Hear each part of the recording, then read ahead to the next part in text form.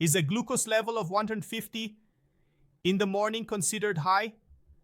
In this week's video, we will talk exactly about that, about blood sugar levels when you measure them in a fasting state, that is, right when you wake up, grab the glucometer and check your blood sugar. And in the case of this week's video, we will evaluate a value close to 150, 160, or even 140. Is it a value considered high for those who have prediabetes, type 1 diabetes, or type 2 diabetes? A very important video, so take advantage of it, watch until the end, because I am sure you will leave here learning more and more.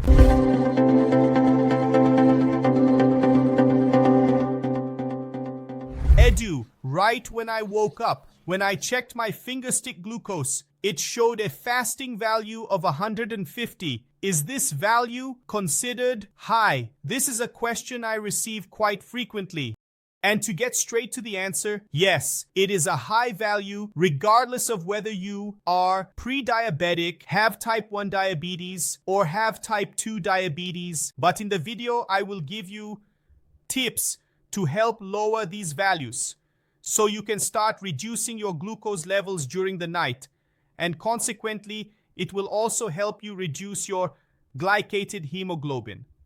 So, from the moment you measure your fingertip capillary glucose, or when you go to the lab for the test that the doctor requests, is your glucose always at 150, 160, 170, or 180? Yes, these are considered high values. 770, 180, yes.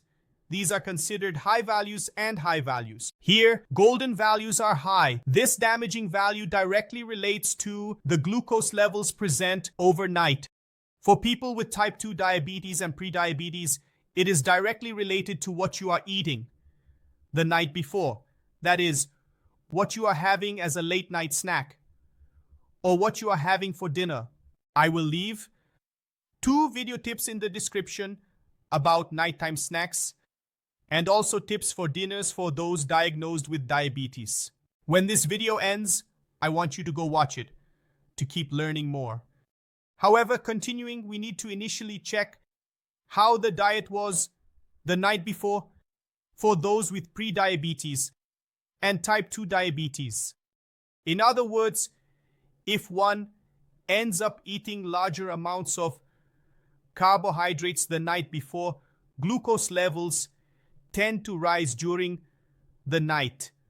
To help keep these glucose levels more balanced throughout the night, it is essential to reduce carbohydrate consumption in the evening and prioritize eating protein sources such as beef, pork, chicken, fish, and shellfish. You can also eat eggs, which will provide greater satiety for the entire night. And also include, for example, vegetables, greens, leafy greens. So you can include tomatoes, cucumbers, chayote. You can also include watercress, arugula, lettuce. You can include cabbage, tayoba, kale. All of these foods will provide you with greater food volume and a higher amount of fiber, which will help you have a night with better controlled glucose levels and consequently tend to reduce that value, which was previously 150, 160 to lower values, 60 to lower values, and it is 60 to lower values. And it is clear that it is essential for you to do your part, to eat well throughout your day. In other words, it is pointless to indulge at lunch or have a carbohydrate-rich snack in the afternoon and then expect to compensate only in the evening. You need to find a dietary balance throughout your entire day.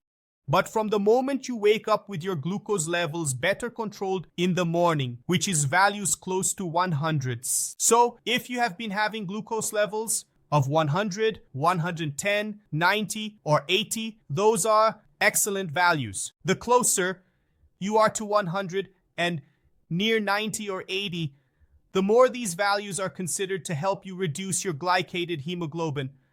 And from the moment you make adjustments to your diet, doing your part by eating well throughout the day, and incorporating some physical activity regularly into your week.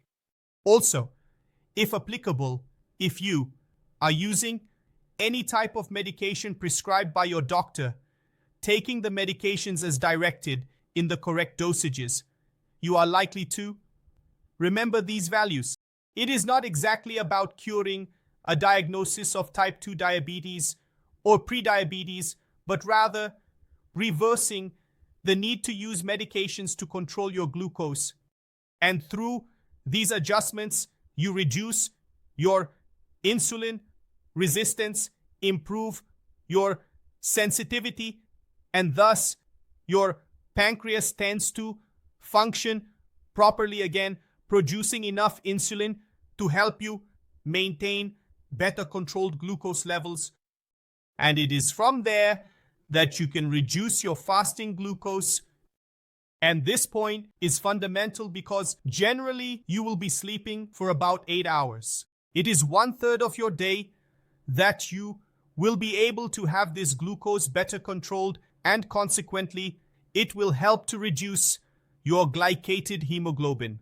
And during the other 16 hours, if you do your part with good nutrition and physical activity, you will reduce your glycated hemoglobin to 5.7, 5.5, 5.0, and so on. I want you to comment below on how your morning glucose levels have been, whether they have been at 150, above 200, or closer to 100, so that I can make some comments to help you. But the main tips are here. Eating well throughout the entire day to arrive at night with an acceptable blood sugar level. Also having a smart nighttime snack or a smart dinner, and thus continuing to monitor your blood sugar. From there, you can adjust all the values of your treatment and consequently achieve the reversal of the need to take medications to control glucose. And that was this week's video, a very important video that many people have questions about and end up not knowing how to deal with a fasting glucose level of 150. You don't know if it's good or bad, and from there you start to understand better and consequently begin to manage your treatment more effectively and gain more authority to deal with these doubts, which in turn improves the treatment, enhances your health, increases your quality of life, and most importantly, allows you to live free from the onset of complications in the medium and long term due to the mismanagement of diabetes. A few days ago, I received a message from a dear friend who has a glycated hemoglobin level of 15. A glycated hemoglobin level of 15 is extremely dangerous and can cause serious harm to health. I am sure she doesn't want to go through this, and you don't want to either. That's why it's very important for you to focus on your good habits, change your habits, and from there gain better health and live free from the onset of complications. Is that okay? And that was the video to show you the tips and also to help you understand more about how to identify glucose levels. So, a fasting value close to 100 is okay. The closer to 100, the better. 90 and 80 are excellent values. A fasting level of 150 and above is already considered elevated, so it's not ideal. Stay alert about this and adjust your treatment accordingly. Okay. If you are still watching, it means you enjoyed the content, and if you liked it, don't forget to subscribe to the channel, give it a thumbs up, turn on notifications, and most importantly, share the channel's videos. After all, it costs you nothing to share the video with a friend who may still have questions about glucose levels, diet, or changing habits. And this way, the channel continues to grow, you keep learning, and it doesn't cost anything to help the Edu Diabetes channel, okay? Here on the side, I will leave more great content. So don't forget to keep binge watching the videos on the Edu Diabetes channel to continue learning how to improve your treatment and gain more health. Okay, so we will leave it here. May God be with you all and see you later.